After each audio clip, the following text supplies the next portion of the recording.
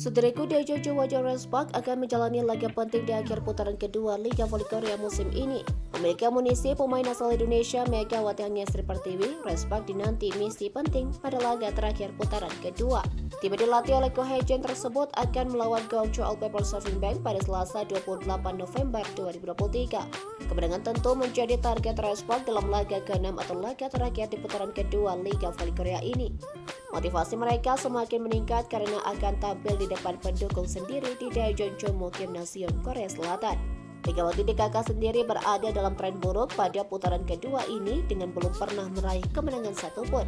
Tantangan untuk meraih kemenangan pada pertandingan ini semakin sulit untuk dilakukan oleh Megawati. Pasalnya, pemain asal Jombor, Jawa Timur itu dinilai sedang menghadapi kendala non teknis yang masih menghantuinya.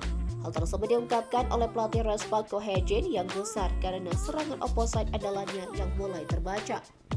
Pria berusia 43 tahun itu merasa Megawati sedang memikirkan banyak hal yang mengganggu penampilannya di lapangan.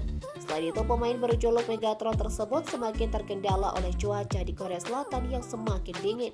Tak ayal, pertandingan melawan All People's Surfing Bank menjadi pembuktian bagi Megawati dan Respak.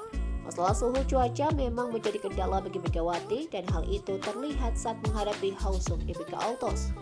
Dalam latihan sebelum melawan IBK Altos di tengah suhu minus 4 derajat Celcius, Megawati tampak membawa hot pack di tangan sembari pemanasan.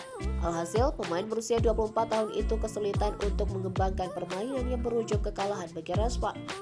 Menjelang pertandingan ini, Respak bercokol di peringkat ke-5 dengan raihan 13 poin dari 4 kemenangan dalam 11 laga.